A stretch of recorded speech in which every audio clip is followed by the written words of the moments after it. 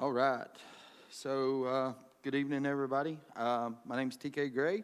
I am one of the board members here, and I, like Andrew Sunday, Mark spent a couple more days out of town, so I was asked to fill in tonight. So Sunday, when Mark reached out to me, I was in the garden. A couple people know I enjoy doing that. So in that, I was up there, and I was listening to the book of Matthew, and Jesus had we just finished feeding the 5,000.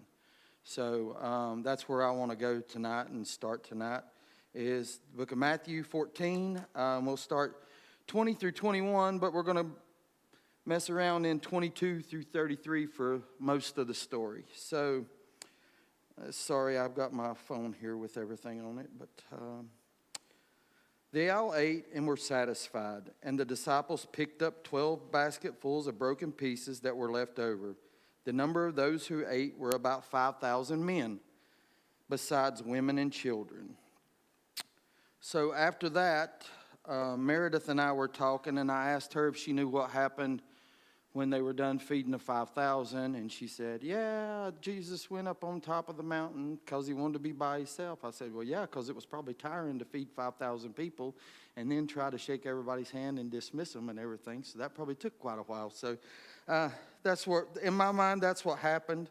So 22 through 33, we're going to go through that and then break it down in my mind as to what the key points were for me. So 22, immediately Jesus made the disciples get into the boat and go on ahead of him to the other side. While he dismissed the crowd, after he dismissed them, he went up on the mountainside by himself to pray. Later that night, he was there alone, and the boat was already considerable distance from land, buffeted by the waves because the wind was against it. Shortly before dawn, Jesus went out to them, walking on the lake. When the disciples saw him walking on the lake, they were terrified. It's a ghost, they said, and cried out in fear. But Jesus immediately said to them, take courage. It is I. Do not be afraid. Lord, if it is you, Peter replied, tell me to come to you on the water. Come, he said. Then Peter got down out of the boat, walked on the water, and came towards Jesus. But when he saw the wind, he was afraid, and beginning to sink, cried out, Lord, save me. Immediately Jesus reached out his hand and caught him. You of little faith, he said, why did you doubt? And when they climbed into the boat, the wind died down. Then those who were in the boat worshipped him, saying, truly, you are the Son of God. So I was thinking about this, and I go to this story quite often in the Bible because it's one of my favorites. It's Jesus walking on the water, and to me, this is where he really proves himself to some of the disciples that were the doubters.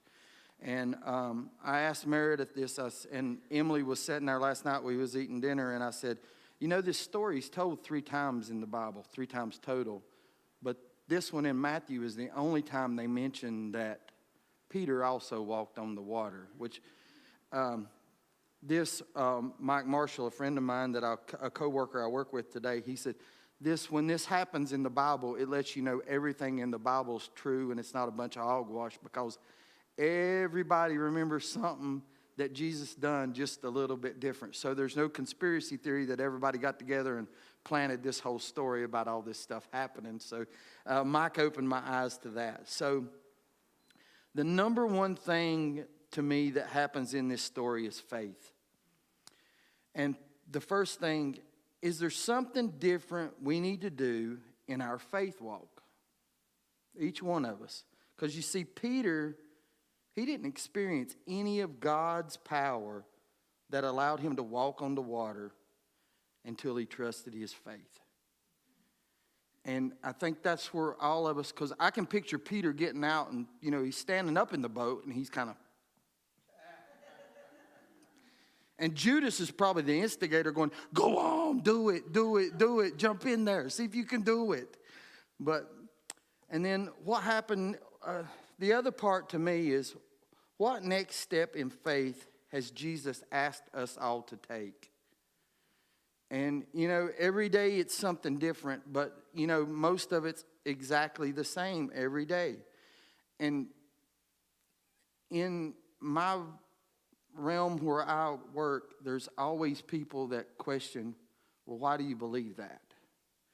And how do you know it's true? And what are you going to do one day when you find out it's not true? And that's my favorite argument people give me. What are you going to do one day when you find out it's not true? I'm like, what are you going to do one day when you find out it is true? Because I've lost nothing if it's not, but you've lost everything when you find out it is all true. So, what next step in faith has Jesus asked you to take? Peter took one step to get out of the boat and onto the water. And everybody deals with something in their life. I don't care how perfect it looks to anybody else. Everybody's dealing with something. And all you got to do is be willing to take that first step out in faith. And that's what Peter did. Peter was doing awesome as long as he remained focused on his next step. And so that next step was one step closer to Jesus. And to me, that's where every one of us have to strive to go. Every day we get up, we get out of bed, and it's one step closer to Jesus. And getting closer and closer and closer. But where Peter got into trouble, and all of us, we get into trouble. We don't focus on where our next step is. We're looking at 30 steps down the way, a mile down the road. It's one in front of the other. I can't remember what it was like to walk, but when I was learning to walk, but I remember watching Maverick and Meredith, and I can't remember whether it was Meredith, because Maverick took off like at 6 months. We couldn't believe it. He was up and mobile. Meredith, she would sit there and she would try to walk. That child would not crawl. Wasn't going to happen. She wasn't doing it. She wanted to walk. And boy, when she couldn't walk, she got mad. She was peed off when she was in the floor and couldn't walk, because she'd just scoot on her butt because she wasn't rolling over to crawl. It just wasn't. And that's us. We want to hurry up and get 10 miles down the road instead of taking the time to learn to walk one step every day a little bit closer to Christ. God, I hope y'all are all getting this, because it took me quite a while to put it all together. The next part in faith, to me, is there any fear that is hindering you or controlling you or keeping you from your faith walk? Because a little faith is better than no faith at all. And that was the problem with the remaining disciples, I think. I think that's why the 11 didn't get out of the boat, is they were still doubting whether all of this was really true and whether Christ was saying he was who he was. And the remaining disciples were loaded down in the boat with fear, but not Peter. When he asked Christ, if it's you, is it you? And he said, yes, come to me. Peter again, I think he done this. I think he was testing the water a little bit, but he was brave enough to take the first step. And that's all any of us anywhere need to be able to do, is be brave enough to take the first step, because he's waiting. And he's waiting, and he's waiting, and he's waiting. He's not going anywhere. He's just waiting. The second part of this is, for me, is obey. Is there anything in your life that you are not obeying God on? And I know a lot of people get all crazy about the word obey. I threatened Emily when we were getting married. It was an older pastor of ours. I tried to get him to throw obey in there, and she's like, I'm not saying that. I'm not saying that. And he's like, and I even, before she walked down the aisle, I looked at him. His name was Earl Cook. I said, Earl, throw obey in there. He goes, man, you need to lay off. He said, you're getting married, and she's not going to play with that, so I'm not even going to throw it in there. And he didn't. So as crazy as it sounded to Peter when Jesus told him to come, walk on the water, And I'm again, I go back and he wanted him to start walking towards Jesus. I'm sure Judas was the one that, man, you're nuts. Don't do that. You're going to sink. You're going to sink. Don't even get out. But again, I think Peter was out just testing the water. So the big thing that really happens in this story to me is worry turns to worship. Quick, fast, and in a hurry. And it does that when Peter and Jesus walk back on the water together in the boat. And I think the big thing we miss in this story, or what I always missed in this story until Sunday, is I think when Peter sinks here in a little bit, when we get to that, and Christ is there like this. He's like that for every one of us. And if we reciprocate it, Christ is always like that with every one of us. Because I don't think he and Peter then strolled back to the boat, not hand in hand. I think Christ had him the whole time, hand in hand, and they got back in the boat together.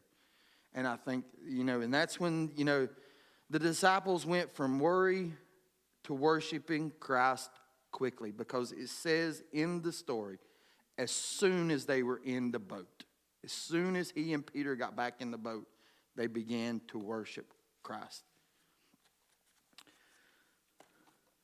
Number 4.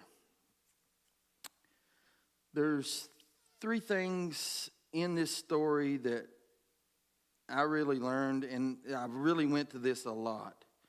And there's 3 key things.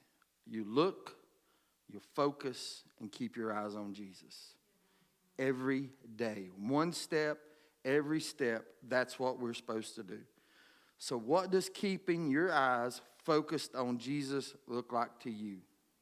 And that's where we've all got that's our own personal relationship that each one of us have to work out. It took me a while to get there. I'll just be honest. It took me a pretty good while to get there. And it's the best thing that's ever happened to me, other that and then marrying Emily and having the 2 kids. That's probably the wrong order everybody puts it in, because everybody puts their kids first. But that's not what my mind, the Bible says I'm to put her first, and the kids come after that. So if I'm blessing her and she's blessing me, then the kids are always taken care of.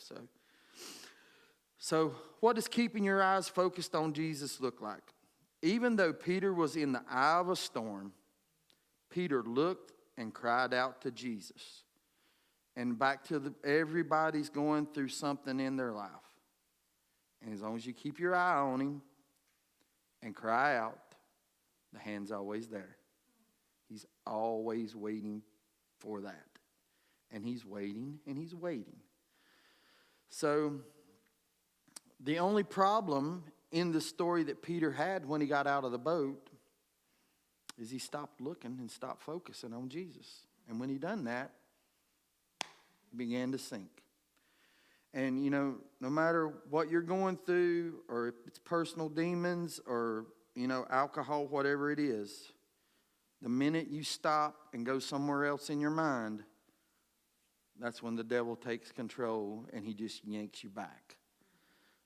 I still think Judas was probably hollering at Peter, and that's why he started saying, hey, you're doing it. You're doing it. You're walking on water. And down he went. So,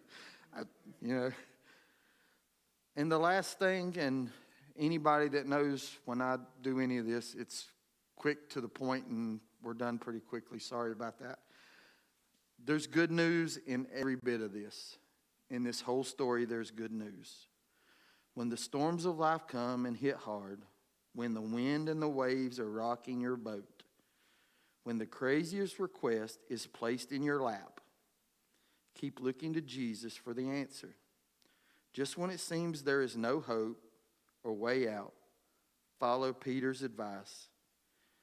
Take your hands and reach out, and Jesus will take hold. He'll reach back and he'll grab you by the hand, and he'll lead you through anything you need to be led through. And a lot of people mix this up in other stories of the Bible and say, Well, God led Daniel to the lion's den. No, that's not entirely true, but he sure got him through it. Sure got him through it. He didn't lead Jonah into whale's mouth either, but he got him through it and got him out. So that was quick, fast.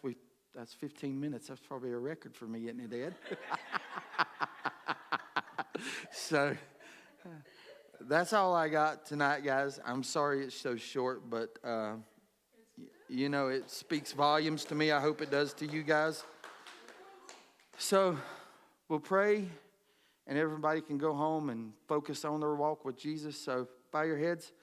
Father God, I thank you for this gathering of believers tonight, and I will just ask you to strengthen their walk with you. And, you know, let everybody know that you're always waiting, you're always right there, and your hand is always out. No matter the circumstance, no matter the situation you're going through, you are there. And I really pray tonight for everyone in the country, because what we really need now in this country is patience and peace. Patience and peace. If we all had more patience, we would learn that you give us 2 ears and 1 mouth so we could listen twice as much as we talk. And all this we ask in your name.